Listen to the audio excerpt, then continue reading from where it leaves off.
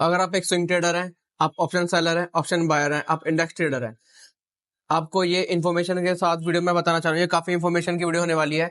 इसमें मैं swing trades को भी कवर करूंगा, ऑप्शन सेलिंग के पॉइंट ऑफ व्यू से भी हम मार्केट को कवर करेंगे और ऑप्शन बाइंग के उससे भी हम इंडेक्स को यहाँ पे कवर करेंगे। यहाँ पे मेरे पास कुछ एक स्टॉक है जो कि काफी अच्छा स्टॉक है, जिसको मुझे जिसने मेरी अटेंशन को ग्रैब करा है। काफी लोगों के अटेंशन जरूर ग्रैब करा होगा।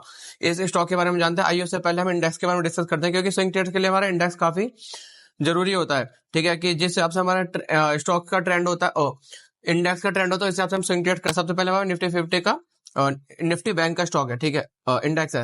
मैंने यहाँ पे रेफरेंस ड्रॉ कर रखा है, यहाँ पे देख सकते हैं।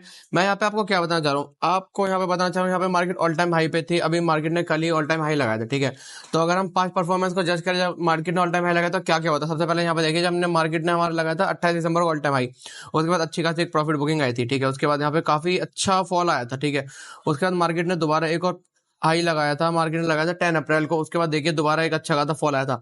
अब जब दोबारा कल मार्केट एक इंडेक्स का हाई लगा चुका है, तो हमें क्या लग रहा है, अगर हम पास्ट परफॉर्मेंस को देखें तो हमें लग रहा है कि एक और अच्छी प्रॉफिट बुकिंग आएगी। ये प्रॉफिट बुकिंग आती क्यों है, इसका हम थोड़ा सा छोटा सा रीजन मैं आपको बताता हूँ, जो मेरा point of view, personal point of view है। ठीक है, तो मुझे क्या लगता है कि मोस्टली लोगों को ये लगता है कि अच्छे खासे मार्केट जा चुकी है। ठीक है, अब किसी को यहाँ से नेक्स्ट पॉइंट नहीं बताता कि मार्केट कहाँ से कहाँ तक जाएगी, क्योंकि ऑल टाइम हाई पे रहती है, तो किसी को नहीं पता रहता फर्दर कहाँ तक जा सकती है। तो इसलिए लगभग लगभग लोग अपनी प्रॉफिट बुकिंग करते हैं। ऊपर से दूसरा जो शॉर्ट करके बैठे रहते हैं हाई पे, लास्ट हाई पे हमने शॉर्ट सेल कर रखा था, जैसे ही वहां से लोग अपनी कवर करते हैं तो वो एकदम बूस्ट इंडेक्स को खींचता है।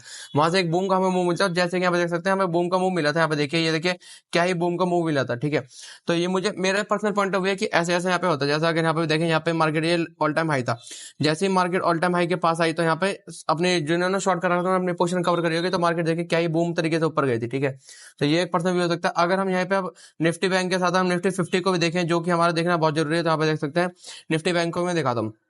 निफ्टी बैंक में देखिए अच्छा खासा एक हमने पहले से रेस्टेंट ड्रॉ कर रखा था। मार्केट ऑलरेडी एक अच्छा खासा अप ट्रेंड में है। अप ट्रेंड के लिए मैं आपसे एक और, आपको अगर शॉर्ट में जानना चाहेंगे तो आपके ट्रेंड का आपको एक चीज और बताता हूँ। जब भी मार्केट 20 मूविंग एवरेज या 50 मूविंग एवरेज से अब में ट्रेंड कर रही होती है ना, ट्रेड कर रही होती है, तो हम एक अप ट्रेंड का छोटा शॉर्ट मान के चलते हैं। यहाँ पे देख सकते हैं दूसरा एक ट्रेंड लाइन आ रही है, जो कि हमारी मैंने 24 जैन को यहाँ पे ट्रेंड लाइन से शुरुआत करी थी। काफी सारी अच्छी अप ट्रेंड है। यहाँ पे मार्केट इसको अच्छे खासा रिस्पेक्ट करती है। यहाँ पे देखिए lower high, higher low, higher high, higher low, higher high लगाते हुए मार्केट एक अप ट्रेंड में जा रही है। ठीक है, दूसरा मार्केट ने यहाँ से इस ट्रेंड लाइन का ब्रेक डाउन दिया था, लेकिन ब्रेक डाउन को सस्टेन नहीं करा। नेक्स्ट दिन मार्केट ऊपर आ गई, दोबारा मार्केट कंटिन्यू ऊपर ट्रेंड में चली गई।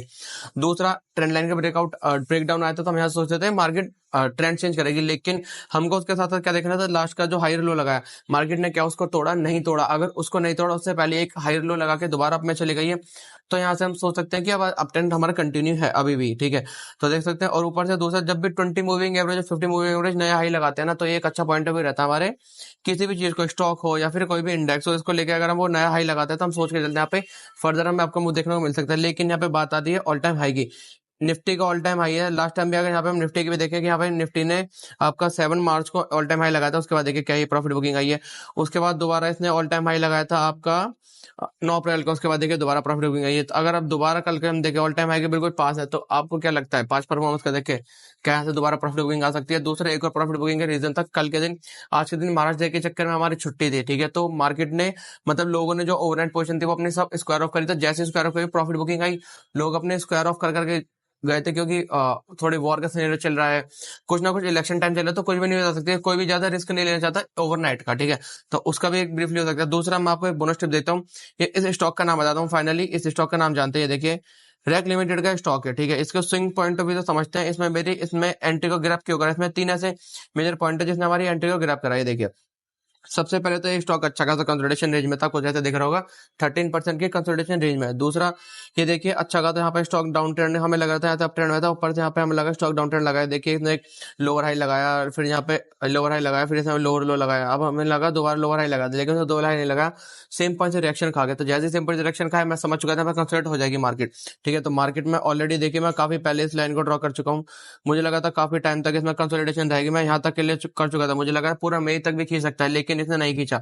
दूसरा यहाँ पे देखिए इसमें मेरी अटेंशन कहां से गिरा हुई, इसमें अटेंशन गिरा हुई इस ब्रेकआउट, इस कंसोलिडेशन का ब्रेकआउट। ये देखिए काफी अच्छा ब्रेकआउट है, वॉल्यूम के साथ ब्रेकआउट है, देखिए 72 मिलियन वॉल्यूम है, ठीक है। दूसरा इसमें वॉल्यूम ब्लास्ट भी आया था, नॉर्मल अगर हम इसकी वॉल्यूम देखें तो 8 मिलियन या फिर 10 मिलियन करती है, लेकिन जिस दिन ब्रेकआउट है 72 मिलियन वॉल्यूम, तो इसमें वॉल्यूम ब्लास्ट भी आया। तीसरा एक जो मेजर पॉइंट मुझे एक और अच्छा लगा, जब भी कोई भी छोटा क्रॉस ओवर बड़े जब भी कोई छोटा मूविंग एवरेज छोटे मूविंग एवरेज को क्रॉस ओवर देता ना, तो एक अच्छा बाय सिग्नल होता है। अगर हम लास्ट के इसकी परफॉर्मेंस देखें, ऐसा इसने कब करा था, तो स्टॉक तो काफी अच्छे अप ट्रेंड में था। अगर इसने अभी तक तो ऐसा करा नहीं है।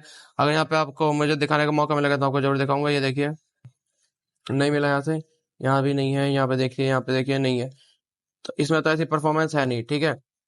बाकी इसका यही था, मैंने अपना पर्सनल व्यू सब शेयर कर दिया। अगर आपको इसमें एंट्री लेनी है तो आप अपने पोर्टफोलियो में ऐड कर सकते हैं, मैंने अपने पोर्टफोलियो में ऐड करा। मैंने आपको स्टॉक का नाम बता दिया। अगर आपके पास कोई आपका सेटअप बता है, उस सेटअप पे आपकी एंट्री बनती है, तो आप इसमें एंट्री ले सकते हैं। फिलहाल इस वीडियो में इतना ही। स्विंग ट्रेड्स के लिए आगे बने रहिए।